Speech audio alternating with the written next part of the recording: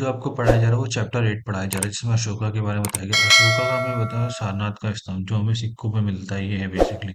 इस स्तंभ पे लिखा हुआ है कि उनका जो राजा था वो एक एम्पायर था, ना कि किंगडम था। अशोका के ग्रैंडफादर का नाम चंद्रगुप्त मौर्य था। चंद्रगुप्त मौर्य के टीचर का नाम चाणक्य और कौटिल्य था। इनके जो आइडिया थे चाणक्य के, ये अर्थशास्त्र में लिखे गए। डायनेस्टी एक के बारे में बताया गया है कि जहाँ पे रूलर का लड़का रूलर बनता है। जैसे कि चंद्र मॉडर्न डायनेस्टी, इसके फाउंडर चंद्रगुप्त है, इनके सन बिंदुसार थे, बिंदुसार का लड़का था अशोका। अब इस डायनेस्टी की कैपिटल थी जिसमें तीन थी: पाटलिपुत्र, तक्षशिला, उज्जैन। तक्षशिला जो कैपिटल थी वो नॉर्थ वेस्ट और सेंट्रल एशिया के रीजन को कवर करती थी। उज्जैन जो थी वो नॉर्थ और साउथ को कवर करती थी। अब बेसिकली डिफरेंस बताया गया है एम्पायर में और किंगडम में। एम्पायर बड़ा होता था तो उसको बड़ी आर्मी चाहिए प्रोटेक्ट करने के लिए, कलेक्ट टैक्स कलेक्ट करने के लिए ज्यादा नंबर ऑफ ऑफिशियल्स चाहिए। अब बेसिकली एम्पायर को रूल कैसे करता, पाटलिपुत्र हमें पता है कैपिटल थी।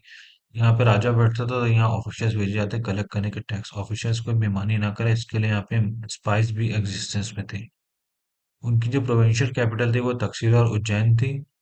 यहाँ पे रॉयल प्रिंसेस को भेजा जाता था as a governor, law, local customs और रूलर्स।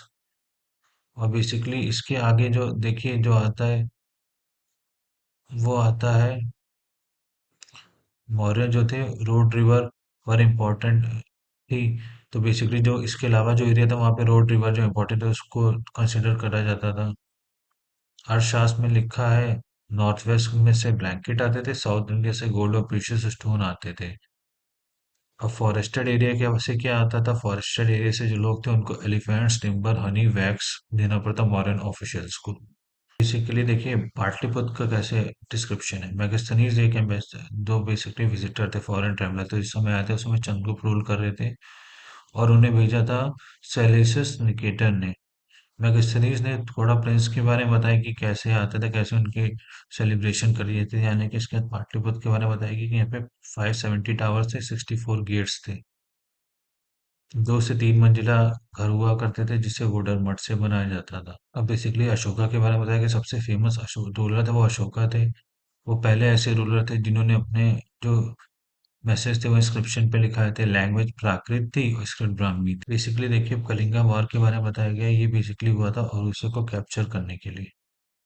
और इसके बाद ब्लडशेड से अशोका हॉरिफाइड हो गए थे। वो पहले ऐसे राजा थे जिन्होंने विक्ट्री के बाद गिव अप करा। इसलिए देखिए धर्म के बारे में बताया गया, कलिंगा वॉर के बाद अशोका ने गिव अप कर दिया तो उन्होंने उन्हें लगा कि ब्लडशेड लड़ाई झगड़े के अलावा अगर धर्म से लोग को जीता जाए, जिसे धम्मा बोलते हैं, तो वो ज्यादा इजी हो। अब थोड़ी चीजें अशोका के धम्मा के बारे में बताया, जैसे धर्म होता है बेसिकली गॉड की वर्शिप और सेक्रीफाइस, तो ये सब चीजें नहीं था।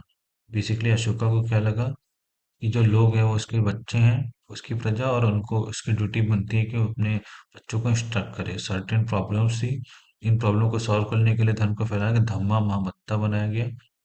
जो बेसिकली धर्म को फैलाने के लिए एक जगह से दूसरी जगह बेसिक जाते थे, ये बेसिकली टीचर होते थे। अशोका ने धर्म को सीरिया, इजिप्ट, ग्रीस और श्रीलंका में फैलाया था। तो एक पॉइंट ये भी है, जो पंडित जवाहरलाल नेहरू थे, इन्होंने इनके इंस्क्रिप्शन को स्टडी करा था और इनके बारे में लिखा था। तो ये इम्पोर्टेंट है कि कौन सा प्राइम मिनिस्टर थे जिनके स्टडी करा था।